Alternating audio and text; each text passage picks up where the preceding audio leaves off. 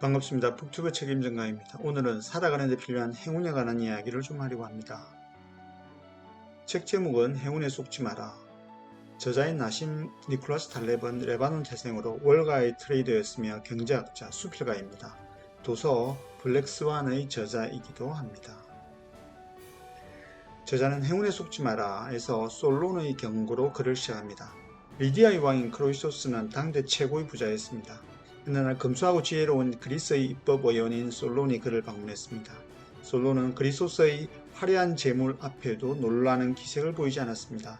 크로이소스는 마음이 상해서 자기보다 행복한 사람을 본 적이 있느냐면서 억지로 솔론의 칭찬을 받아내려고 했습니다. 이에 솔론이 말합니다.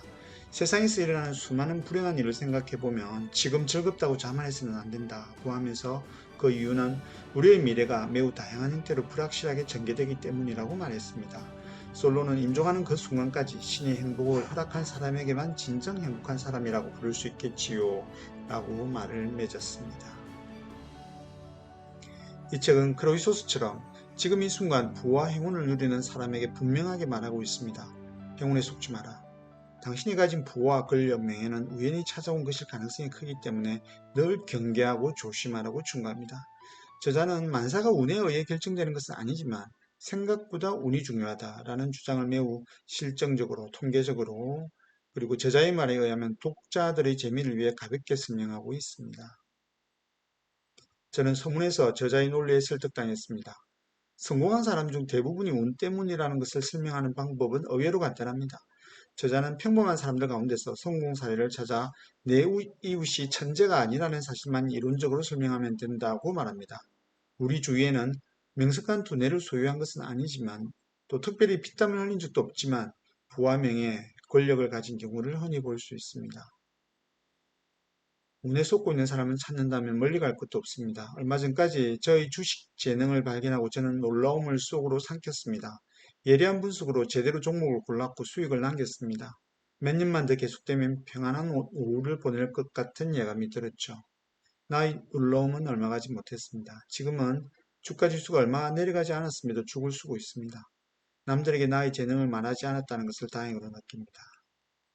저는 다시 회복할 것을 기대하고 있습니다. 사실 제가 가진 종목들은 다 이유가 있습니다. 반드시 오를 것이라고 믿고 있죠.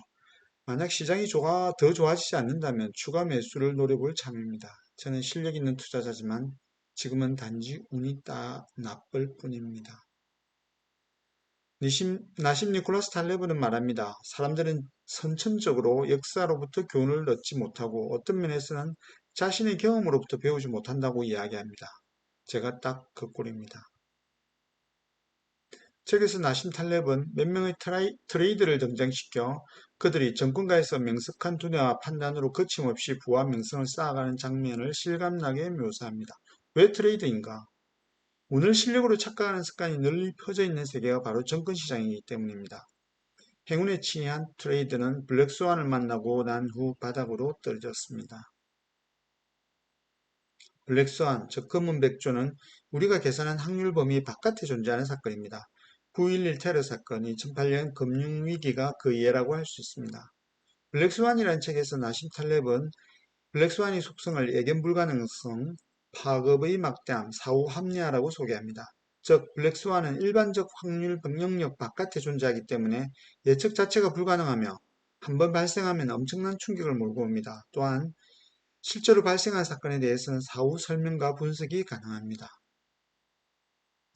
저는 얼마 전에 읽었던 김상욱 교수의 김상욱의 양자공부와 진화생물학자 스티븐 제이 굴더의 풀하우스에서 읽은 내용을 떠올렸습니다. 블랙스완은 양자역학에서 양자도약과 진화생물학에서의 단속 평행설과 닮았습니다. 양자역학은 핵주위를 도는 전자가 에너지를 방출하거나 흡수하면서 궤도를 바꿀 때 불연속적으로 이동을 하는 현상을 말합니다. 즉, 궤도 3에서 궤도 4까지 이동하는 경우 조금씩 이동하지 않고 어느 순간 단숨에 궤도 4에 전자가 나타납니다. 단속 평행설은 하나의 종이 한동안 안정된 형태의 평행 상태를 유지하다가 갑자기 끊기면서 중간 단계를 거치지 않고 다른 종으로 진화한다는 것입니다. 중간 단계의 하석을 발견하지 못하는 상황을 설명하는 근거가 되기도 합니다. 양자역학은 미시세계에서 블랙스완은 인생에서 단속 평행선은 종의 변화에서 우리가 알고 있던 상식을 배신합니다. 즉 우리 세계가 합리성이나 인과관계, 역학법칙에 따라 전적으로 지배되지 않는다는 것을 보여줍니다. 이 이론은 삶에 큰 충격을 받았을 때 큰 도움을 받을 수 있습니다. 왜 내게 이런 일이? 라고 물어볼 필요가 없습니다. 저자는 사람들이 행운에 속는 이유와 행운에 대처하는 방법에 대하여 목차에서 명확하게 제시하고 있지는 않습니다. 저는 책 여기저기서 내가 알고 싶었던 내용을 모아서 정리해 보았습니다. 먼저 사람들은 왜 행운에 속는가? 인간은 비합리적이며 감정에 지배당하기 때문입니다. 저자는 행동경제학자인 데니얼 커너맨과 아모스 터버스키가 지난 200년 동안 경제학적 사고에 가장 큰 영향을 미친 사람이라고 소개합니다. 그들은 불확실한 상황 속에서 인간은 확률적 사고와 최적화된 행동을 하지 못한다는 사실을 밝혔습니다. 또한 저자는 감정이 사고에 영향을 미치는 사례를 설명하면서 감정이 없으면 인간은 결정을 내리지 못한다고 합니다. 결론적으로 감정에 의한 비합리적 판단을 하는 인간은 행운에 쏟게 되는 것입니다. 두 번째 문제는 운에 잘 속는 인간이 어떻게 이를 극복할 수 있는가 하는 것입니다. 지금 좋은 운을 가지고 있다면 불운에 빠지지 않도록 대비하고 그럭저럭 살고 있다면 기회를 잡는 방법입니다. 세 가지 방법이 있는 것으로 보입니다. 첫째는 충분한 판단이 서지 않으면 결정을 유보하는 것입니다. 저자는 의심스러울 때는 새로운 아이디어, 정보, 기법을 체계적으로 거부하는 것이 최선이라고 합니다. 둘째는 신호와 소음을 구별하는 것입니다.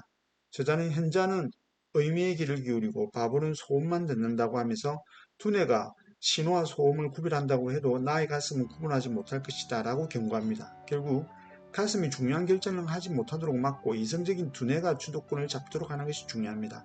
셋째는 희귀 사건으로부터 자신을 방어하기 위해 미리 탈출 기준을 정해놓는 것입니다. 탈출 경로를 확보하는 것도 포함합니다. 주식 거래에서 손절매의 기준을 정해두고 지키는 것, 노래 연습장이나 영화관에 가면 비상구의 위치를 확인해 두는 것도 비슷합니다. 행운에 속지 마라. 행운에는 어떤 것이 있을까요? 제가 고른 종목이 연일 상한가를 기록하는 것, 로또에 당첨되는 것, 동영상 조회수가 폭발하는 것, 출간한 서적이 베스트셀러가 되는 것을 예로 들 수 있겠습니다. 저는 이 책의 저자가 이야기하는 행운에 속지 말라는 말에 동의하지는 않습니다. 사람은 행운에 속는 객체가 아니라 행운을 즐기는 주체가 되어야 합니다. 기업 주식과 로또를 구매하고 동영상을 업로드하고 책을 출간할 때 우리는 운을 기대합니다. 행운이 찾아온다면 충분히 즐겨야 합니다. 현자들은 말합니다. 현재를 즐겨라. 행운이 찾아오지 않는다면 더 큰 기적을 즐기면 됩니다. 바로 살아있다는 기적이죠. 보름달이 검은달이 된다고 해서 달이 몰락한 것은 아닙니다. 달은 여전히 살아있습니다. 이상으로 행운에 관한 이야기를 해봤습니다. 구독과 좋아요도 부탁드립니다. 감사합니다.